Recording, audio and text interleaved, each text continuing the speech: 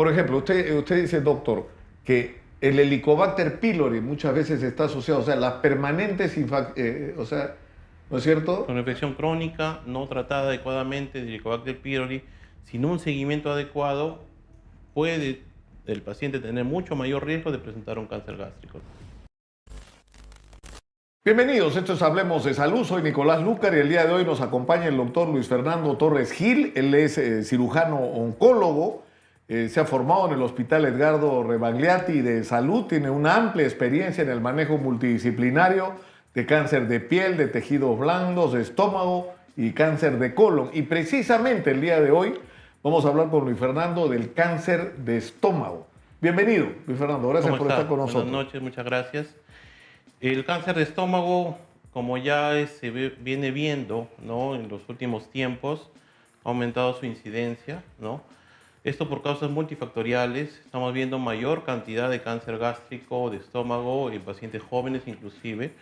Hay varios factores ya conocidos asociados: el tabaco, carnes muy saladas, ahumadas, alimentos procesados, azúcares refinados, son algunos factores de riesgo, Y el ¿no? agua, Luis Fernando, no es un tema también el del agua, la calidad del agua que consumimos los peruanos. En muchos sitios sí se conoce que el agua tiene gran cantidad de metales pesados, ¿no? Más en unas regiones que en otras, ¿no? Metales como el arsénico, por ejemplo, que a lo largo pueden dañar la salud, Por ¿no? acumulación, ¿no? Es cierto, es muy cierto que varios factores aún no han sido 100% estudiados, pero ya se conoce, ¿no?, muy ligeramente, que estos factores pueden incidir también en el aumento de Ahora, esta patología, lo ¿no? que llama la atención es la incidencia en zonas en las que la gente consume mucho ahumado, mucho producto conservado en sal, ¿no? Claro, sí, los ¿Y esto por alimentos qué es? salados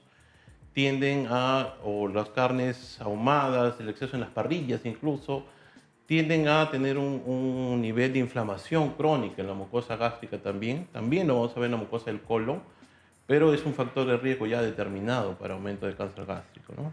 Ahora, ¿cómo es el proceso del cáncer de estómago? O sea, es una inflamación, ¿no es cierto? El cáncer es una degeneración celular como resultado de una inflamación, ¿no?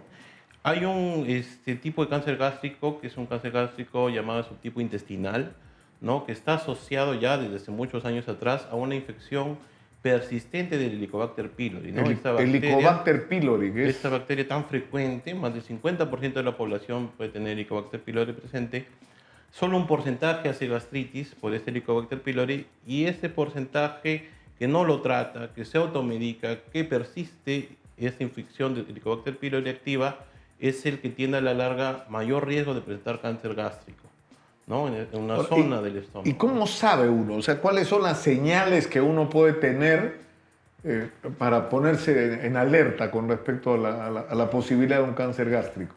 Lamentablemente no da señales cuando está muy inicial, pero sí ya la persona tiene epigastralgia, es un ardor, dolor tipo quemazón en la boca del estómago, llenura precoz, ¿no?, dolor abdominal persistente, debe acudir al gastroenterólogo inicialmente y ya hacerse una endoscopía luego de una evaluación adecuada, ¿no? Lo cual no se hace comúnmente, ¿no? La gente se automedica.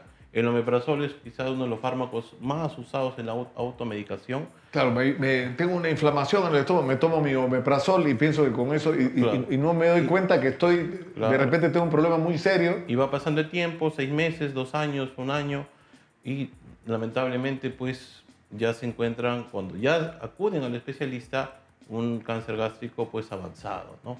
Lamentablemente en mi práctica privada veo bastante cáncer gástrico avanzado. Lamentablemente pues les tengo que ofrecer en algunos casos cirugía paliativa. En algunos casos sí encuentro para cirugía a título curativo, le puedo ofrecer una cirugía radical, y eso es lo que nosotros queremos, ¿no? Encontrar un cáncer gástrico temprano, pequeño, y podemos ofrecer con nuestro grupo quirúrgico un manejo radical del paciente, ¿no? Ahora, el tema del cáncer en general, pero en particular del gástrico, o sea, la clave es llegar a tiempo, ¿no es cierto? Llegar en las fases iniciales. Siempre, Pero siempre. por ejemplo, usted dice, doctor, que el Helicobacter pylori muchas veces está asociado, o sea, las permanentes, o sea, ¿no es cierto? Con infección crónica no tratada adecuadamente de Helicobacter pylori, sin un seguimiento adecuado, puede el paciente tener mucho mayor riesgo de presentar un cáncer gástrico, ¿no? ¿Y cuáles son los síntomas? ¿Cómo una persona sabe que tiene Helicobacter pylori? ¿No? Generalmente llenura precoz, dispepsia o malestar luego de las comidas, un dolor tipo urente en la boca del estómago, ¿no? Y que se presentan ya cuando está esta infección persistente y en algunos casos recién cuando después de mucho tiempo van a evaluarse, resulta que había una úlcera y esta úlcera presentaba un cáncer gástrico, ¿no? Sí. Ahora, la clave, como usted dice, doctor, es la detección temprana y el prestarle atención a los síntomas, pero eso es lo que uno normalmente no hace, ¿no? No, lamentablemente aún no hay un método de detección temprana estipulado, ¿no? Si bien es cierto, se ve la mayor incidencia mayores de 50 años y es quizá esa edad donde el paciente o la persona sin síntomas inclusive muy marcados debe hacerse la primera endoscopía, ¿no? Es decir, Es lo es ideal. decir, más allá de que uno tenga antecedentes, es decir, por ejemplo, son importantes, me imagino, los antecedentes familiares, ¿no? Tienen cierto Los grado factores de genéticos, relevancia. hereditarios. Tiene cierto grado de relevancia. Un cáncer gástrico, como la mayoría de tipos de cánceres, no ocurre 100% pues, en herencia. Sí hay síndromes hereditarios, pero el mayor porcentaje son casos generalmente de novo, ¿no? O el paciente es el primer caso. Ahora, en ¿qué la familia. porcentaje de la gente está afectada primero por el Helicobacter pylori y luego por cáncer? ¿Qué porcentaje? El Helicobacter pylori, al menos el 50% de la población lo presenta, ¿no? Un porcentaje menor, quizá un 20-30%, pueden realizar o gastritis a partir de este Helicobacter pylori.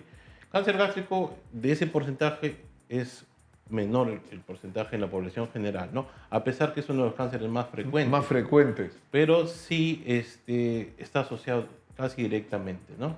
A una infección crónica no tratada por el Helicobacter pylori para cierto tipo de cáncer gástrico, ¿no?